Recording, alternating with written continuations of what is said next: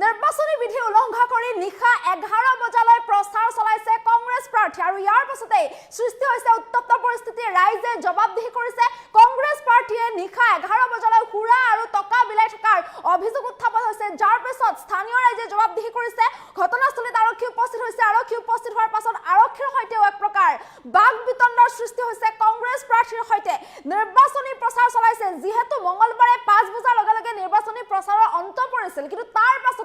নিশা 11 বজালৈকে কংগ্ৰেছ প্ৰাৰ্থীয়ে নিৰ্বাচনী প্ৰচাৰ চলোৱাৰ অভিযোগ উত্থাপন হৈছে টকা আৰু হুৰা বিলাই থকাৰ অভিযোগ উত্থাপন হৈছে লৈছো এই মুহূৰ্তৰ সবিশেষ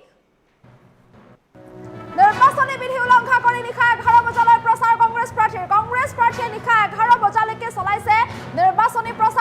প্ৰচাৰ শেষ হোৱাৰ পাছতো টকা আৰু হুৰা বিলাই থকাৰ অভিযোগ উত্থাপন হৈছে কংগ্ৰেছ প্ৰাৰ্থীৰ বিৰুদ্ধে হাইলাকান্দিৰ কংগ্ৰেছ প্ৰাৰ্থী ৰাহুল ৰায়ে নিশা পৰ্যন্ত প্ৰচাৰ চলাই থকাৰ অভিযোগ উত্থাপন হৈছে প্ৰচাৰ চলোৱাৰ বাবে কংগ্ৰেছ প্ৰাৰ্থী আৰু স্থানীয় ৰাইজৰ মাজত সৃষ্টি হয় উত্তপ্ত পৰিস্থিতিৰ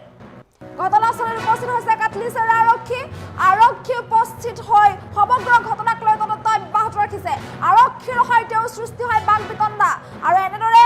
আৰক্ষী উপস্থিত হোৱাৰ পাছত আৰক্ষীৰ সৈতে এক প্ৰকাৰ বাক বিতণ্ডাৰ সৃষ্টি হয় কংগ্ৰেছ প্ৰাৰ্থী ৰাহুল ৰায়ৰ বাহনতো তালাচী চলাইছে আৰক্ষীয়ে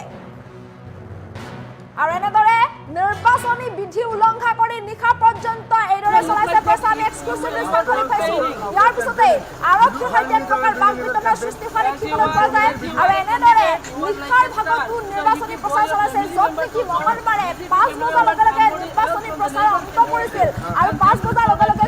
5 বজাৰ পাছত কোনেও নিৰ্বাচনী প্ৰচাৰ চলাব নোৱাৰিব বুলি কোৱা হৈছিল কিন্তু তাৰ পাছতো এইদৰে নিয়ম উলংঘা কৰিছে কংগ্ৰেছ প্ৰাৰ্থীয়ে হাইলাকান্দিৰ কংগ্ৰেছ প্ৰাৰ্থী ৰাহুল ৰায়ে নিশা পৰ্যন্ত চলাইছে নিৰ্বাচনী প্ৰচাৰ নিশা 11 বজা পৰ্যন্ত নিৰ্বাচনী প্ৰচাৰ চলাইছে টকা আৰু হুৰা বিলাই থকাৰ অভিযোগ উত্থাপন হৈছে যাৰ পিছতে স্থানীয় ৰাইজে জবাবদিহি কৰিছে কংগ্ৰেছৰ সমৰ্থক আৰু স্থানীয় ৰাইজৰ মাজত এক উত্তপ্ত পৰিস্থিতিৰ সৃষ্টি হোৱা দেখিবলৈ পোৱা গৈছে ইয়াৰ পিছতে ঘটনাস্থলীত আৰক্ষী উপস্থিত হৈছে আৰক্ষীয়ে বুজাইছে আৰক্ষীয়ে কৈছে যে এতিয়া আপোনালোকে নিৰ্বাচনী প্ৰচাৰ চলাব নোৱাৰে কাৰণ নিৰ্বাচনী প্ৰচাৰৰ সময় শেষ হ'ল সময় অন্ত পৰিছে 5 বজাতে শেষ হৈছে তাৰ পিছত কোনেও নিৰ্বাচনী প্ৰচাৰ চলাব নোৱাৰে বুলি কোৱা হৈছে তাৰ পিছতে আৰক্ষীৰ সৈতে এক প্ৰকাৰ বাক বিতণ্ডাৰো সৃষ্টি হোৱা দেখিবলৈ পোৱা যায় সমগ্ৰ ঘটনাক কেন্দ্ৰ কৰি এইদৰে এক উত্তপ্ত পৰিস্থিতিৰ সৃষ্টি হোৱা দেখিবলৈ পোৱা গৈছে নিৰ্বাচনী বিধি উলংঘা কৰি এনেদৰে কংগ্ৰেছ প্ৰাৰ্থী হাইলাকান্দিৰ কংগ্ৰেছ প্ৰাৰ্থী ৰাহুল ৰায়ে চলাইছে নিৰ্বাচনী প্ৰচাৰ নিশা 11 বজা পৰ্যন্ত নিৰ্বাচনী প্ৰচাৰ চলাইছে যাৰ পিছতে এনেদৰে এক উত্তপ্ত পৰিস্থিতিৰ সৃষ্টি হোৱা দেখিবলৈ পোৱা গৈছে ঘটনাস্থলীত আৰক্ষী উপস্থিত হৈছে আৰক্ষীয়ে সমগ্ৰ ঘটনাক লৈ তদন্ত অব্যাহত ৰাখিছে আনকি টকা আৰু হুৰা বিলাই থকাৰ অভিযোগ উত্থাপন হৈছে কংগ্ৰেছ প্ৰাৰ্থীগৰাকীৰ বিৰুদ্ধে নিশা পৰ্যন্ত নিশা 11 বজা পৰ্যন্ত টকা আৰু হুৰা বিলাই থকাৰ অভিযোগ উত্থাপন হৈছে ইয়াৰ পিছতে ঘটনাস্থলীত আৰক্ষী উপস্থিত হৈছে আৰক্ষীৰ সৈতে এক প্ৰকাৰ বাক বিতণ্ডাৰ সৃষ্টি হোৱা দেখিবলৈ পোৱা গৈছে তৰ্কাতৰ্কিৰ সৃষ্টি হোৱা দেখিবলৈ পোৱা গৈছে সমগ্ৰ ঘটনাক লৈ এক উত্তপ্ত পৰিস্থিতিৰ সৃষ্টি হোৱা দেখিবলৈ পোৱা গৈছে নিৰ্বাচনী বিধি উলংঘা কৰি হাইলাকান্দিৰ প্ৰাৰ্থী কংগ্ৰেছ প্ৰাৰ্থী ৰাহুল ৰায়ে চলাইছে নিৰ্বাচনী প্ৰচাৰ 5 বজাতে মঙ্গলবাৰে 5 বজাতে নিৰ্বাচনী প্ৰচাৰৰ অন্ত পৰিছিল কিন্তু তাৰ পাছতো নিশা 11 বজা পৰ্যন্ত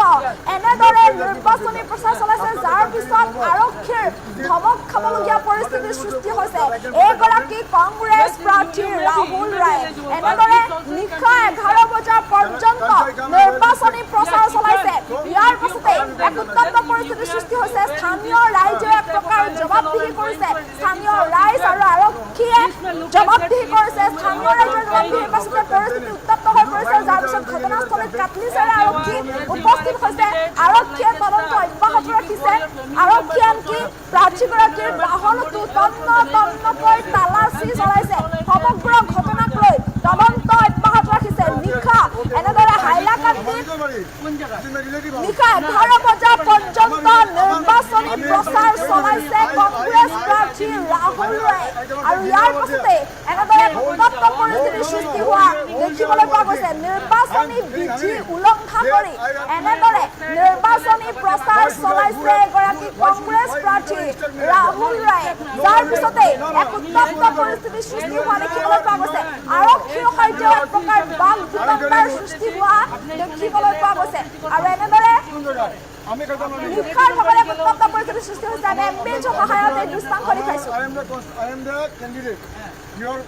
10 years, after 5, no campaign. I agree. No. বর্তমানে 11:10 বাজে আপনারা 5 মিনিট আগে দেখছেন যে রাহুল রায় ক্যাম্পিং করে ইলেকশন ক্যাম্পিং করে যেটা আজকে 7 তারিখ 5টার ভিতরে শেষ হওয়া কথা অথচ আজকে তাই 10টা গাড়ি লিয়ে তাই ক্যাম্পিং করে রাত বাজে ঠিক আছে বর্তমানে 11:10 বাজে আপনারা একটু উপর দেখতে পারেন হ্যাঁ তার লাগি আমি চাইমু ইলেকশন কমিশনার যে আছেন তাই সোনাচড়া রূপাচড়া করিয়া এদিকে পুরা করতে আসলা দলাই পুরা করতে আসলে তার লাগে আমরা পুলিশ প্রশাসন জানাইছি যে আপনারা এটা স্টেপ লইন কেন স্টেপ লইন বর্তমানে রাতেবেলা 11:10 বাজে তাই ওখানে ইলেকশন প্রচার করা সঙ্গে বহুত ধরনের তাই সরঞ্জাম মানুষের দিতে চাইরা ভোটাররা তাই কিনতে চাইরা যেটা আছে যেটার লাগে আমরা আছে ফোন আইছে আমরা খবর আইছে তার লাগে আমরা পুলিশ প্রশাসনের সঙ্গে দ্বারস্থ হয়েছি যে আপনারা কিছুটা স্টেপ লইন আজকে বর্তমানে 11:10 বাজে তাই কোন হিসাবে তাই ইলেকশন ক্যাম্পিং করেন এটা আমি আপনার মাধ্যমে ডিসি মহোদয় প্লাস ইলেকশন কমিশনার আছে আমি নিবেদন করি যে এটা আপনার খুব তাড়াতাড়ি আপনার একটা স্টেপ লইন যে রাতেবেলা 11:10 তাই ইলেকশন প্রচার কি হিসাবে তাই করুন ওটাই আমার কথা এখন আজকে 11:10 পরে ওখানে পর্যন্ত তাই 8টা 9টা 10টা গাড়ি দৌড়ানি কিরকম এটা আমরা নির্বাচন কমিশনারের দৃষ্টি আকর্ষণ করতে চাই আর আমার ডিসি মহাশয়ের দৃষ্টি আকর্ষণ করতে চাই যে এইরকম তো 5টার সময় বন্ধ হয়ে যেতে লাগে ট্রেনে এটা 11টা পর্যন্ত চলে এটা আমরা তো বর্তমানে থানার সামনেও আমরা যদিও থানায় আমরা কথা শুনছেন থানায় আমরা কথা শুনিয়ে আটকাইছেন বাট আমরা কথা শুনিয়ে আটকাইছেন এর আগে তো নিয়মিত আটকা দিতে লাগছি যদিও আমরা কাটুয়া থানায় আমরা কথা শুনছে আমরা কথা শুনিয়া তারা ধাওয়া করিয়ে আটকাইছে কিন্তু এর আগে তো এটা বন্ধ হইতে লাগছে এর আগে এটা বন্ধ হইলো না কেন অত বড় আসপর্দা কেন আমরা কংগ্রেস গাড়ি কিছু পাইছে কি না পাইছে এটা আমরা সাধারণ পাবলিক আমরা পুলিশের লগে আমরা কথা হওয়ার কোনো হিম্মত নাই পুলিশ আমরা জানাইছি পুলিশে যেটা পাইছে না পাইছে পুলিশ জানে এটা হাইলাকান্দি কাটলেছড়া পুলিশ স্টেশনের সামনে এটা হ্যাঁ আর এলএসি লেভেল 121 হাইলাকান্দি কোন এলাকায় দলাই মলাই পার্ট 2 এই এরিয়া টাইম ঢুকছিল এখন আমরা তো দলাই পার্ট 6 আমরা এখন কোনো পার্টির পক্ষ থেকে মাছি না আমরা একজন সমাজের সুষ্ঠু নাগরিক হিসাবে আমরা মাছি আর কিন্তু আমরা কোনো পার্টির সাপোর্টার মাছি না যে বিজেপি জিন্দাবাদ আর কংগ্রেস জিন্দাবাদ আমরা কোনো মাঝি নাই এখানে সুষ্ঠু নাগরিক হিসাবে আমরা মাছি আর যে এটা আমরা ডিসি সাহেবের কাছে আমরা আবেদন করি আর যাতে এটা আজকে রাইট যখন